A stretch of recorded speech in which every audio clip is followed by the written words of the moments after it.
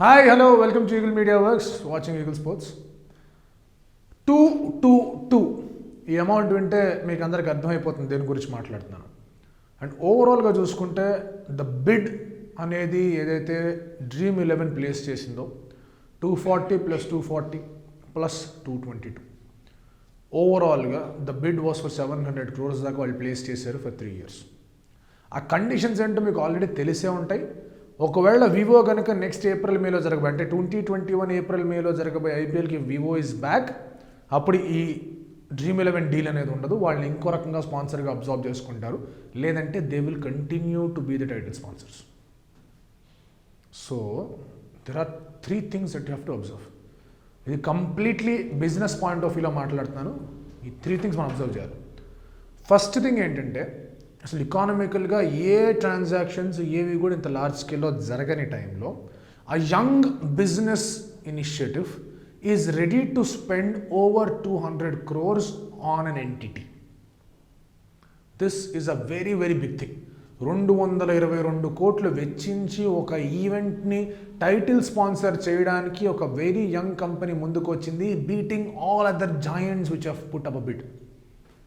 This shows that entrepreneurship అనేది డెఫినెట్గా ఒక రకంగా చూసుకుంటే కనుక it is going more towards already ఉన్న బ్రాండ్స్ మీద మన బ్రాండ్స్ని ప్లేస్ చేసుకొని ముందుకెళ్తే ఎలా ఉంటుందన్న ట్రెండ్ని ఇంకొకసారి చాలా గట్టిగా ఇక్కడ కనిపిస్తుంది. So it is not just about television కమర్షియల్స్లో ఫేస్బుక్లోనో లేదా హోర్డింగ్లోనో లేదా ఇంకెక్కడో కొట్టడం కాదు. ఏదన్నా ఒక మంచి బ్రాండ్, ఏదన్నా బాగా రిజిస్టర్ అయిపోయిన ఒక బ్రాండ్ని యూస్ చేసుకుంటూ వాళ్ళు ఎలా గ్రో అవ్వాలి అండ్ ఆ గ్రోత్కి ఇన్వెస్ట్మెంట్ అనే ఒక దాని పేరు ఏమంటారు ప్రక్రియ మీద వాళ్ళు ఏం మాత్రం వెనక్కి వెళ్ళట్లేదు యంగ్ బిజినెసెస్ అని చెప్పేసి చెప్పుకోవడం అనేది it's a very very huge advantage. స్థాపించింది ఎవరో మనందరికీ తెలిసిందే. ఇన్వెస్ట్మెంట్స్ వేరే వేరే చోట్ల నుంచి వచ్చినా కూడా వీటి మీద ఒక టైటిల్ స్పాన్సర్షిప్ మీద వాళ్ళ వ్యయం అనేది వాళ్ళు పెట్టడం అనేది చూసుకుంటుంటే కనుక especially at this point of time which means వాళ్ళు క్లియర్ కట్గా స్పెండ్ చేయడానికి రెడీగా ఉన్నారు. At the same time clear కట్గా వాళ్ళకి రిటర్న్స్ కూడా అంతే లెవెల్లో వస్తాయని కాన్ఫిడెంట్గా ఉన్నారు. This is a very very good sign. ఇది ఫస్ట్ పాయింట్ మనం గుర్తుపెట్టుకోవాల్సింది. సెకండ్ పాయింట్ ఏంటంటే ఇంత ఎకనామిక్ టర్మాయిల్లో ఉన్నా కూడా, ఇంత పెద్ద ప్రాబ్లమ్స్లో ఉన్నా కూడా BCCI has manage to get 300 crores sponsorship for IPL.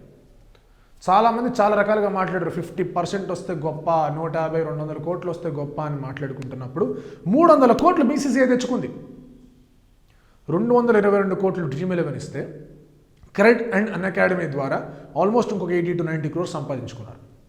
So 300 కోట్లకి పై చిలుకు ఇక్కడ బీసీసీఐ సంపాదించుకుంది. ఒక టైటిల్ స్పాన్సర్గా, ఒకటి అసోసియేట్ ప్రజెంటింగ్ స్పాన్సర్గానే పెట్టుకొని they are conducting the IPL. Unacademy of course title sponsor గట్టిగా బిడ్ చేసింది, బట్ వీళ్ళు పెట్టిన బిడ్ కన్నా వాళ్ళు తక్కువగా ఉండిపోవడంతో అన్ అకాడమీకి టైటిల్ స్పాన్సర్షిప్ రాలేదు.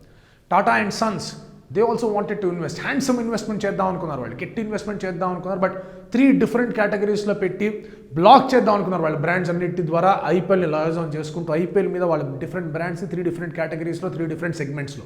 అది బీసీసీఐ ఒప్పుకోలేదు. బీసీసీఐకి ఓన్లీ 1 spot కావాలన్నారు. దాంతో టాటా అండ్ సన్స్ పక్కకి వెళ్ళిపోయారు.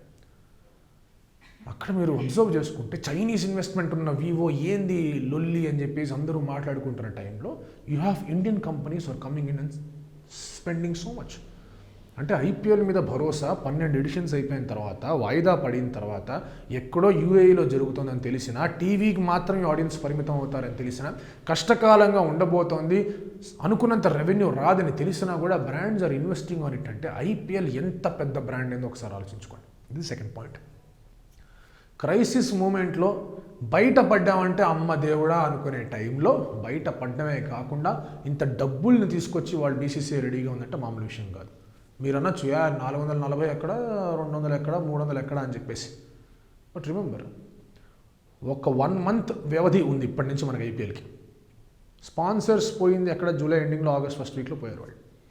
అప్పటి నుంచి ఇప్పటిదాకా అంటే ఒక 15 days టైంలో సగం అమౌంట్ వస్తే గొప్ప అనుకుంటున్న టైంలో you have almost manage to get 70% of the amount. Isn't it a great thing?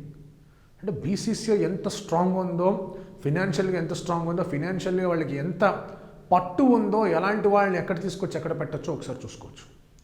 This is the second thing. ఒక స్ట్రాంగ్ బ్రాండ్ ఉంది. ఆ స్ట్రాంగ్ బ్రాండ్ మీద ఇన్వెస్ట్ చేయడానికి యంగ్ బ్రాండ్సే కాదు ఓల్డ్ బ్రాండ్స్ అనేవి కూడా రెడీ అని చెప్పేసి చెప్పడం అనేది ఈ business, the entire business ecosystem of ఇండియాలో మీరు చూసుకుంటే కనుక very very very very good sign. So this means you build a brand which appeals to you, you know ఒక రకంగా గ్లోబల్గానో లేదా నేషనల్గానో అపీల్ చేయగలిగే ఒక బ్రాండ్ బిల్డ్ చేస్తే there are many people who will come and support you. So దీనివల్ల the entire spectrum of transactions కానివ్వండి, ఆఫ్ బిజినెస్ కానివ్వండి, ఆఫ్ ప్రాఫిట్స్ కానివ్వండి మొత్తం మారబోతుంది IPL. That is something that you have to look at. మూడో విషయం ఏంటంటే you look at the brand an academy, you look at the brand Byju's, you look at some other brands. ఇవన్నీ ఏం చేస్తున్నారు వీళ్ళు?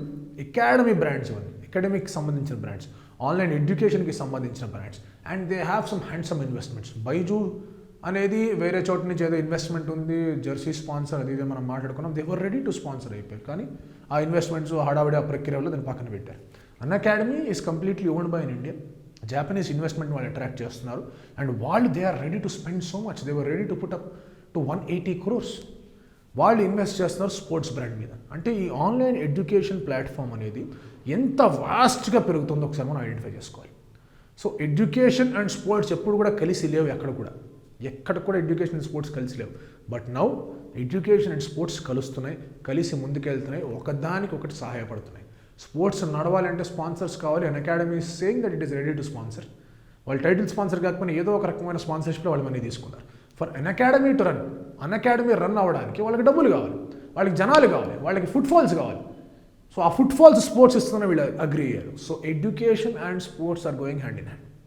సో ఈ 3 అబ్జర్వేషన్స్ మీరు పెట్టుకుంటే కనుక if you are an MBA student and మీరు ఇక్కడ బిట్వీన్ ద లైన్స్ చదివి ఈ పాయింట్స్ అనలైజ్ చేసుకోలేదు అంటే కనుక you're doing a great disservice to yourselves. So once again think, ఒక brand is ready to invest 200 crores on an already existing top brand and 2 different brands which are considered to be enemies, వాళ్ళు ఇద్దరు కలిసి ముందుకు తీసుకెళ్తే and the entire business ecosystem. So ఇది ఒక tremendous improvement. And ఈ ఇంప్రూవ్మెంట్తో పాటు ఇప్పుడు మన నేషనల్ ఎడ్యుకేషన్ పాలసీని కూడా తీసుకొచ్చి ఏమైనా చేయగలిగితే కనుక ఇంకా చాలా బెటర్గా ఉంటుంది. So this is a very very interesting development that has happen. And ఈ డెవలప్మెంట్ నుంచి ఎట్లా ముందుకు వెళ్ళబోతుంది, ఏం జరగబోతుంది అని చూసుకుంటే కనుక నాకు తెలిసి there are lot of good things that are happening. మీకు ఇంకొక డౌట్ ఉండొచ్చు, 440 నుంచి 230 దాకే పడింది కదా, నెక్స్ట్ టైం మళ్ళీ బిడ్ చేసుకోవాలంటే అంత చేయగలదా అని. రిమెంబర్, క్రైసిస్ సిచ్యువేషన్లో కూర్చున్నాం, క్రైసిస్ సిచ్యువేషన్లో కూర్చొని 70% ఇన్వెస్ట్మెంట్ తెచ్చుకున్నాం. ఒక్కసారి వరల్డ్ మళ్ళీ నార్మల్ అయిందంటే జస్ట్ ఇమాజిన్ ఆ బిడ్స్ అనేవి ఎంత హైగా వెళ్తాయో. స్పెక్ట్రమ్ ఓపెన్ అయిపోయింది. ఇక ఆన్లైన్ గేమింగ్ ప్లాట్ఫామ్స్ లాంటివి, ఆన్లైన్ బిడ్డింగ్ ప్లాట్ఫామ్స్ లాంటివి వచ్చి టైటిల్ స్పాన్సర్ చేస్తున్నాయి. ఎడ్యుకేషన్ ప్లాట్ఫామ్స్ వచ్చి దే ఆర్ రెడీ అంటున్నారు.